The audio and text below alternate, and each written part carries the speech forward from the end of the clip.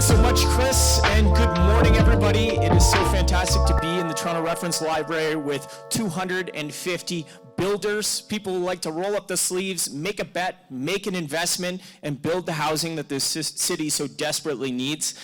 Yeah, come on, who are the builders out there? Who would like to be a builder out there? I was chatting with Chris a little bit earlier, and he was sort of giving me some of the numbers here. This is the third Missing Middle Summit, and the first one, I think, was out of the Gladstone Hotel.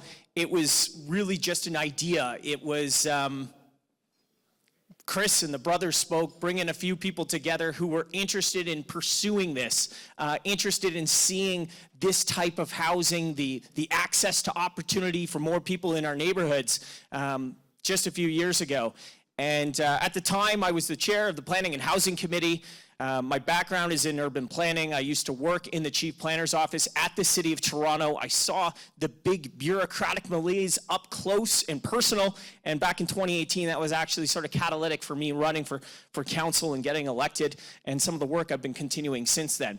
But the point I wanted to make is what started 3 years ago was a small gathering of people who were interested in this has now turned into 3 summits, a ton of interest, hundreds of people on the front lines, the tip of the spear, trying to address the housing crisis in the City of Toronto and continuing to push that boulder up the hill against all of the odds, taking the risks, making the best, employing people, and trying to get shovels in the ground. And if you've ever done anything with the City of Toronto, you know that historically, we haven't made it easy for you to do that. And if we go back to the sort of 2000 consolidated official plan, post-amalgamation 2003, it was of course structurally set up to do that. The grand bargain between neighborhood associations at the time was, let's keep the development and the density out of the neighborhoods. That's the yellow belt, the 60% of residential zoning that was basically off limits to anything other than a single detached house. We'll direct it towards the avenues, we'll direct it towards the centers.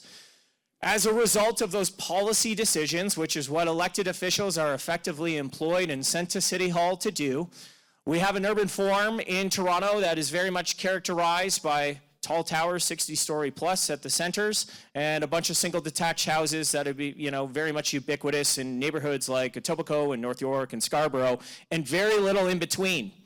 For a long time, when I worked in the chief planner's office, we talked about being the mid-rise city. We talked about DC and Paris, Montreal, elements of New York. We were going to have growth on the avenues. It was going to be a mid-rise form. It was going to be magnificent.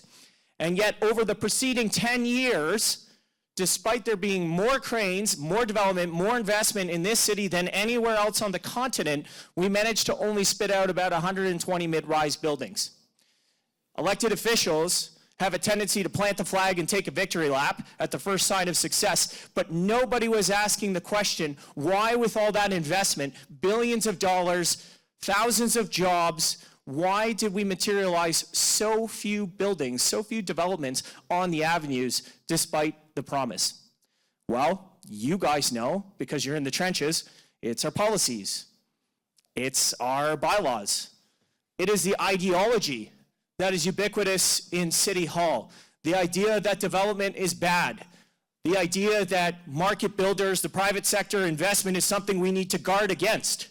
Rather than unlocking and unleashing the potential of this city, of those workers, of your investment, we have become known for putting up roadblocks. So I see it as my job, with your help, to systematically remove those roadblocks, to change the mentality within the bureaucracy, within the council chamber, to say, how do we get to yes faster? How do we, as local government, be partners in the great work that you're trying to accomplish here in the City of Toronto? What does that look like? Well, you could talk to Chris Spoke, and you're going to hear from him.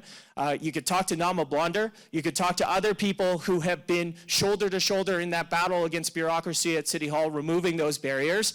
But it's things like the dogmatic view of angular plane, the wedding cake vernacular that has become so ubiquitous on streets like St. Clair or Eglinton or others, despite higher order transit that for years has left units of housing on the sideline, because for councillors and mayors, it was much easier to go to the ballot box and claim victory on what could have been an 18-story building and telling the community, well, we've just knocked that down to 11.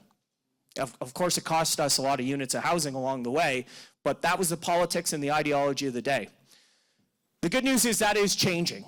Not without your help, not without a lot of effort, but we have been able to respond to some of those challenges like setback, like ingress, egress, like angular planes, like dewatering, and like development charges. And we are moving the needle. But I think you guys are aware right now, and everyone's going to have a conversation about how literally nothing is happening today. Projects don't work. The math doesn't pencil.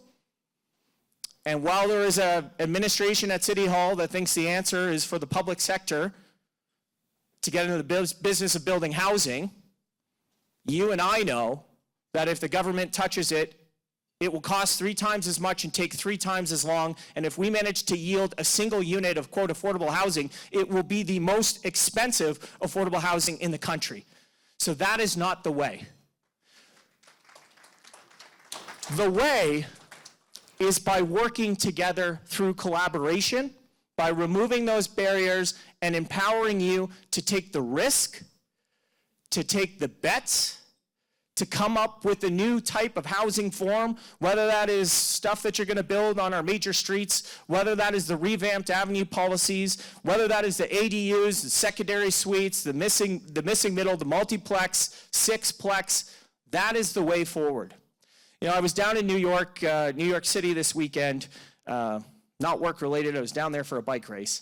But it struck me when I walked around in Manhattan and Brooklyn that the roadmap is already there. People don't go to suburban New Jersey for a vacation. No offense, like that's not where we're headed. You go to cities like New York, you go to Montreal, you go to Boston, you go to these places because of the urban form, because of the dense walkable neighborhoods that are supported by transit, because of the innovation in that urban form. We, as a city, have a culture of fear.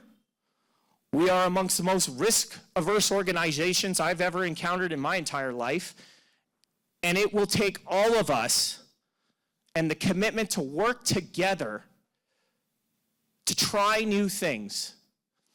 When I was the chair of planning and housing, and we got some planning staff here from the city of Toronto, let's give them a round of applause, because if they're here in the room, they know what's going on. They want to be part of the solution. Right here, sitting next to Nama. But I said to these guys, there is this culture of fear at the city of Toronto, and for a long time, the easiest thing to do was to not make a decision. You were never rewarded for showing any leadership, for sticking your head up, for trying to facilitate a pathway to yes. In fact, there was a lot of risk. You get counselors berating you. You could be embarrassed on the floor of council or committee. And ultimately, it always seemed like you were offside with the community, offside with council, and maybe offside with your boss. That is starting to change because the staff and the bureaucrats at the city, some of them, realize that they are going to be part of the solution. And for the ones who are in the room today, they are part of the solution. They recognize that they need to work with private builders, with the market, with people who want to build to unlock the outcomes so that we can have an urban form and access to housing and access to ubiquitous supply, more like what you see in some of those big cities that are on the postcards or on our travel destination lists. I think you're going to hear about some of the stuff that's coming forward to planning and housing next month, some of the work that we're going to do on sixplex. I don't think we're going to be where we need to be, but at least we understand where we need to go. There are folks in that building that understand the practical realities of project financing, that understand a pro forma, that understand IRR, that understand that 30% of the cost of a unit of housing in this city is taxes and fees, that understand that the difference between a fourplex and adding the ADU at the back, the garden suite, the thing that we say that we want, then triggers development charges cascading across all the units and kills the project. Now, I had a motion a few months back at council to resolve that. Again, not super sexy stuff, the type of practical solutions that will make these projects go forward. Our chair of planning and housing, Gord Perks, felt like this was a subsidization for the market and punted it for a year into the bureaucratic abyss. But I am confident that that will come back at the end of the year with recommendation that acknowledges we don't want you to delay your project by a year and build the ADU after you close off the multiplex, because that's a waste of time, money, and energy, and also delays the housing that the city and politicians beat their chest saying we so desperately need. Those are the type of practical solutions that we need to be able to deliver for you so that you can get on with doing the business and responding to the challenges on affordability here in this city. And I said affordability very specifically and deliberately, because I think the biggest challenge to the city of Toronto, a city where I'm raising my family, where I'm making a bet, where I'm extremely bullish on our potential, but the biggest risk in Toronto is the flight for affordability. What's the biggest bill that you pay every month? It's your rent or it's your mortgage. And so last year, Board of Trade numbers, we saw that 50,000 people left the city of Toronto in a fight for affordability. They went into the GTHA, they went interprovincial into Alberta, where the city of Edmonton, by the way, is kicking our ass when it comes to multiplex, doing 10x what we're doing here in the city of Toronto. I think you're gonna get some stats on that today. And in some cases, they went south of the border. And so if we become a city that only has a concentration of poverty because of the services, vital services that are provided here in the city of Toronto, and a concentration of global wealth and elite dollars, but a hollowing out of the middle class, of people who effectively make too much money to qualify for any subsidies, but don't make enough money to be able to afford to live here, to start a business here, to raise a family here, then the future success and the prosperity of this city starts to slip away. And that is why I think missing middle housing, opening up new opportunities for new people in new neighborhoods, new types of housing that really are a renaissance back to 100 years ago. What I have south of Queen in the beaches, streets like Kippet-Davie, what is characteristic of so much of the historic development in the annex, why that renaissance trip back to 100 years ago needs to be delivered wide scale across all 640 square kilometers here in the city of Toronto. So I'm fired up for the great work that you guys are going to do today. I'm even more excited about the big bets and the investments and the work that you're going to make here in Toronto on a go-forward basis. And I want you to know you got a champion at City Hall standing shoulder to shoulder with you every step of the way to make these projects go and to deliver more housing that people can afford in more neighborhoods. Have a fantastic day. Thanks for coming out. We'll see you guys soon.